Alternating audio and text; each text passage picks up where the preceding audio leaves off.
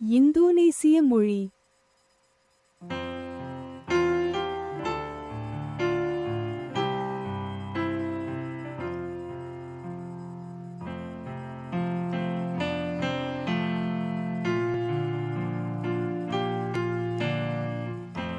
இந்தோனேசிய மொழி தேசிய மற்றும் அதிகாரப்பூர்வ மொழியாகும்.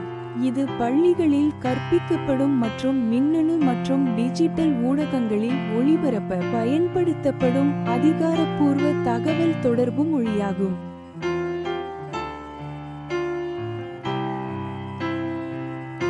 இந்தோனேசியா உலகின் மிகவும் பன்மொழி, குறிப்பாக மும்மொழி நாடுகளில் ஒன்றாகும்.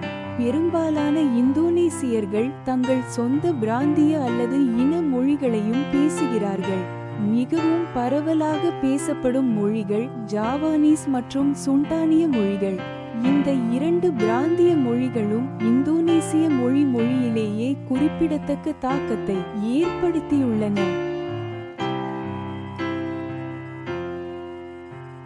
இந்தோனேசிய மொழி பேசுபவர்கள் அதிக எண்ணிக்கையில் உள்ளனர். வெளிநாடுகளில் வாழும் புலம்பெயர்ந்தோருடன் இணைந்து இந்தோனேசிய மொழி உலகளவில் மிகவும் பரவலாக பேசப்படும் மொழிகளில் ஒன்றாகும். அதன் தேசிய முக்கியத்துவத்தை தவிர இந்தோனேசிய மொழி திமோர் லெஸ்டே போன்ற பிற நாடுகளிலும் அதிகாரப்பூர்வ மொழியாக அங்கீகரிக்கப்பட்டுள்ளது.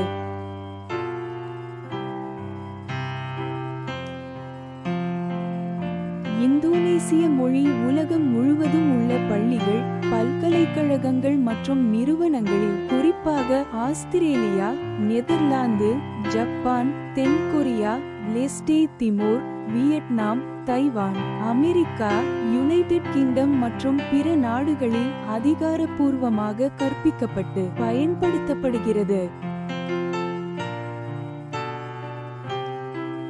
இந்தோனேசிய மொழியின் அடிப்படைகள். இந்தோனேசியா ஐரோப்பிய நாடுகளுடன், குறிப்பாக காலனித்துவ காலத்திலிருந்து நீண்ட காலமாக உறவுகளை கொண்டுள்ளது. சில இந்தோனேசிய மொழி சொற்களஞ்சியம் பல ஐரோப்பிய மொழிகளில், குறிப்பாக டச்சு மற்றும் ஆங்கிலத்தில் உள்வாங்கப்பட்டுள்ளது. இந்தோனேசிய மொழியே ஐரோப்பிய மொழிகளிலிருந்து, குறிப்பாக டச்சு, போர்த்துகீசியம், ஸ்பானிஷ் மற்றும் ஆங்கிலத்திலிருந்து பெறப்பட்ட பல கடன் சொற்களை கொண்டுள்ளது. இந்தோனேசிய மொழியில் சமஸ்கிருதம், சீனம் மற்றும் அரபு மொழிகளிலிருந்து பெறப்பட்ட கடன் சொற்களும் உள்ளன. இந்த கடன் சொற்கள் இந்தோனேசிய மொழியின் ஒரு பகுதியாக மாறிவிட்டன. வர்த்தகம் மற்றும் மத நடவடிக்கைகள் போன்ற காரணிகளால் பாதிக்கப்பட்டுள்ளன. இந்தோனேசிய தீவுக்கூட்டத்தில் பண்டைய காலங்களிலிருந்து இந்த செல்வாக்கு நீட்டித்து வருகிறது. இந்தோனேசிய மொழியின் அடிப்படை ரியாவ் மலாய் ஆகும்.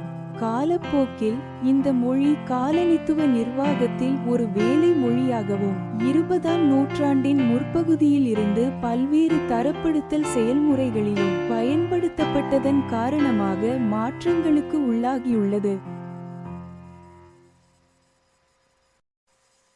இந்தோனேசிய மொழி என்ற பெயரிட்டுதல் அக்டோபர் 28, 1928 அன்று இளைஞர் உறுதிமொழி பிரகடனத்துடன் தொடங்கியது. மலாய் என்ற பெயர் பயன்பாட்டில் இருந்தால் மொழி ஏகாதிபத்தியம் என்ற தோற்றத்தை தவிர்ப்பதற்காக இது செய்யப்பட்டது. இந்த செயல்முறை இன்றைய இந்தோனேசிய மொழியை ரியாவ் மற்றும் மலாய் தீபகற்பத்தில் பேசப்படும் மலாய் வகைகளிலிருந்து வேறுபடுத்தியது. இன்று வரை இந்தோனேசிய மொழி ஒரு உயிருள்ள மொழியாகவே உள்ளது. படைப்பு மூலமாகவும் பிராந்திய மற்றும் வெளிநாட்டு மொழிகளை உள்வாங்குவதன் மூலமாகவும் தொடர்ந்து புதிய சொற்களை உருவாக்குகிறது.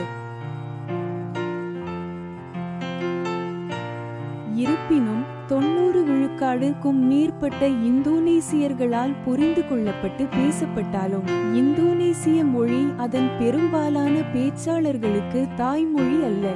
இந்தோனேசியர்களில் பெரும்பாலோர் இந்தோனேசியாவில் உள்ள 748 மொழிகளில் ஒன்றை தங்கள் தாய்மொழியாக பேசுகிறார்கள். இந்தோனேசியன் என்ற சொல் பொதுவாக முறையான சூழ்நிலைகளில் பயன்படுத்தப்படும் நிலையான வடிவத்துடன் தொடர்புடையது. இந்த நிலையான மொழி வகை அன்றாட தொடர்புக்கு பயன்படுத்தப்படும் மலாய் மொழி வடிவங்களுடன் இருமொழி ரீதியாக தொடர்புடையது. இதன் பொருள் இந்தோனேசிய மொழி பேசுபவர்கள் பெரும்பாலும் பேச்சுவழக்கு வகையை பயன்படுத்துகிறார்கள் அல்லது பிற மலாய் பேச்சுவழக்குகள் அல்லது அவர்களின் சொந்த மொழியுடன் கலக்கிறார்கள்.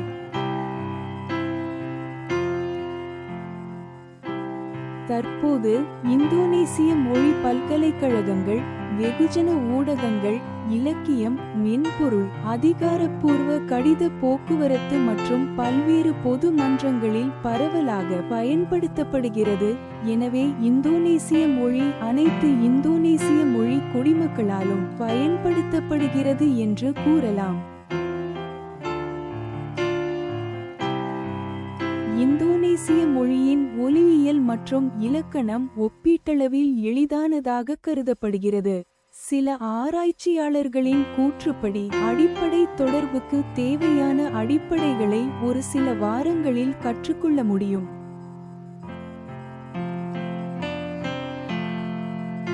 இந்த சேனலை ஆதரிக்க லைக், ஷேர், கமெண்ட்ஸ், சப்ஸ்கிரைப் என்பதை கிளிக் செய்து அறிவிப்பு ஐகானை கிளிக் செய்வதன் மூலம் உங்களுக்கு நினைவூட்டுகிறேன். இதன் மூலம் இந்த சேனலின் சமீபத்திய தகவல்களை பெறலாம்.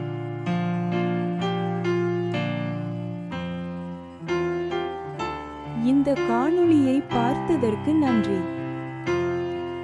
அடுத்த காணொளியில் சந்திப்போம்.